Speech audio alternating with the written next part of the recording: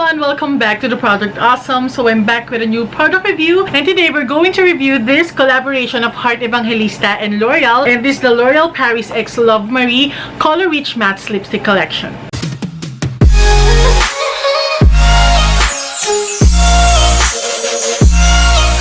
A week ago, I was invited to the launching of this L'Oreal X Love Marie, and kung hindi nyo pa napanood yung vlog ko doon, punta kayo sa information box sa baba, ilalagay ko yung link doon. Sobrang saya ko kasi na-meet ko personally si Heart Evangelista, and guys, gimmick days pa lang, fan na ako ni Heart Evangelista. Si Missy pa lang, and I know her songs, yung Love, Love Has Come My Way.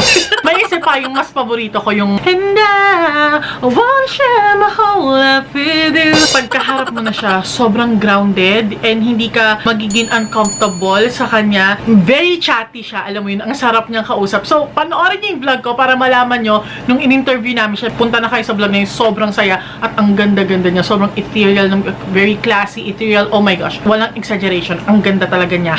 Anyway, punta na tayo dito sa product. So, this is what it looks like, and yung itsura niya, as you can see, yung print dyan sa labas, yung painting na yan, si Heart Evangelista mismo yung nag-paint netong painting na to, and in-explain niya dun sa vlog na ito daw ang nire-represent nito, ibang klase ng babae. Actually, it's her daw, pero parang yung iba-ibang klaseng pinagdaanan niya, yung strong, shy. Kung gusto nyong malaman kung ano yung meaning ng painting niya, nasa vlog ko rin yun. Pero diba, ang ganda? So, when you open it, ayan yung lipsticks niya. Tapos, guys, personally signed by her sa harapan namin, pinirmahan niya to. Oh my God, Bing, thank you.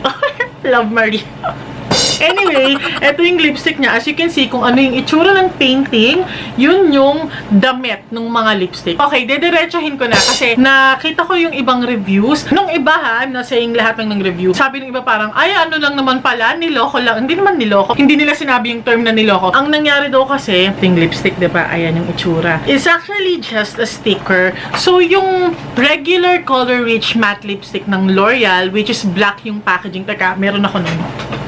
Okay, ayan, nakasilpa. Ito yung itsura ng regular color rich matte ng L'Oreal. So, ito yung kay Heart. As you can see, ayan nga, nandyan yung painting niya. Pero, dinikitan lang yan. As in, sticker siya, hindi siya printed. Siguro, kinuha nila yung lipstick na to, tapos binalutan nila ng sticker nung painting ni Heart. So, panloloko ba yun? I think kung babasahin mong maigi yung description sa Instagram account nila, hindi naman siguro. Pero akala kasi ng iba, and including me, akala ko talaga parang customized yung shades ng lipstick na to sa collection ni Heart. Pero ang sabi dito sa Instagram account ng L'Oreal, get bestseller lipstick shades. Bestseller lipstick shades. So, etong mga lipstick shades na to na nasa collection, yun yung iba sa bestseller ng L'Oreal na handpick ni Heart Evangelista. So, namili siguro siya dun sa mga bestseller shades ng Color Rich Mattes collection nila, and then pinalitan lang nila yung shade name para, alam mo yun, customized sa collection niya, and dilagyan nila nitong, kumbaga binihisan nila kasi nakalagay dito, each delicately wrapped in design prints from Heart's painting. So, sinabi naman nila dito sa Instagram account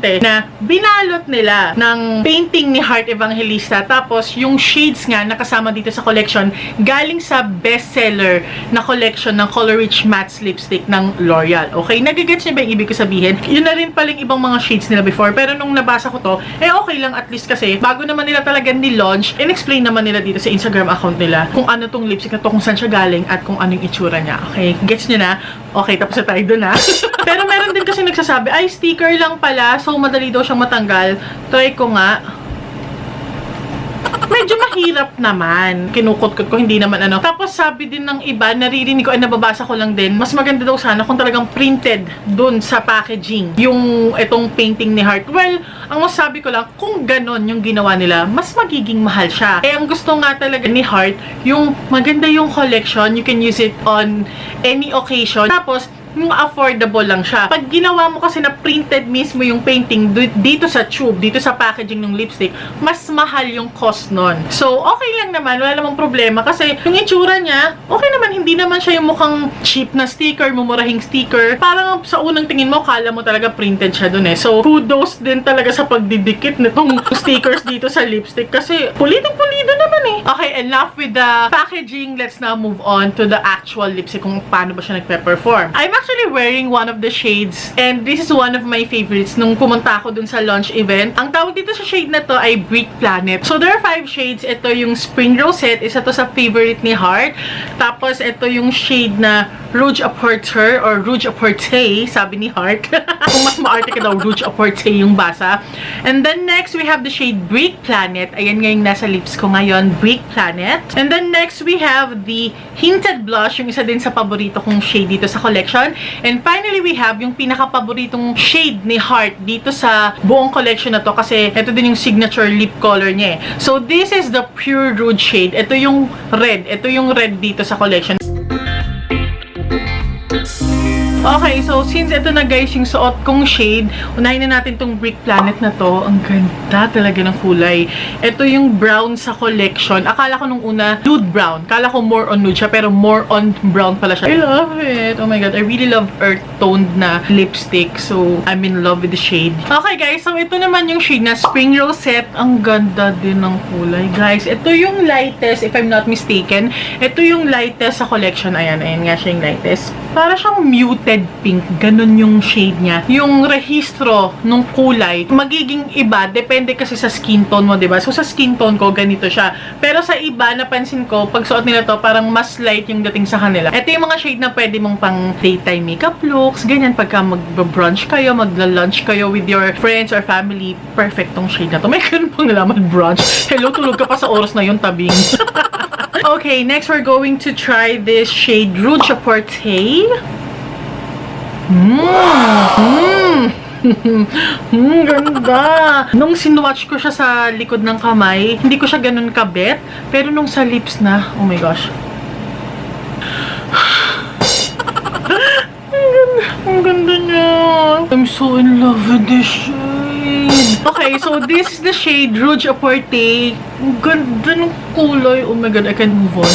Ang ganda. Kumbaga dito sa collection na to, ito yung pinaka peachy shade nila. So, kung mahilig kayo sa mga peachy lipsticks, peachy shades ng lipsticks, then this will be perfect for you. I really love it. Ayan, 233 Rouge Apporte. Ang ganda mo. I love you na. I'm so excited to use you on a different makeup look. Oh my gosh. Ang ganda. Oh. Okay, so the next shade is this Hinted Blush. Ito rin yung isa sa mga paborito ko. Naiiyak ako. Ang ganda ng mga shades na napili mo. Love Marie. Oh my gosh. Guys, ang ganda rin. Ito yun, Hinted Blush. Sabi ko na talaga maganda siya. Okay, so ito namang shade na Hinted Blush. Ito naman yung mauve na shade dito sa collection. Para talagang blushing yung lips mo. Ayan. Bakit lang talagang Pilipina, ganun. Okay, so now we're down to the last shade but not the least. Ito yung paborito ni Heart. So this is the shade Pure Rouge. Ito nga yung red. Dun dun dun dun. So ayan yung swatch niya sa likod ng kamay ko. Ang ganda ng pagka-red niya kasi ako personally, ang preference ko when it comes to red lipstick, yung cool yung undertone, hindi yung warm. Kasi pagka warm parang nakaka-yellow ng teeth. So, mas gusto ko yung cool yung undertone ng red lipstick. And ganun, yung pagka-red niya. Oh my gosh. Wala na. Finish na. Nandyan pa lang ako. Gusto ko na siya agad. Ang ganda rin ito, guys. Pero ito lang yung napansin ko. So, sabi ko kanina dito, hindi ko alam kung dahil sa lighting lang or whatever.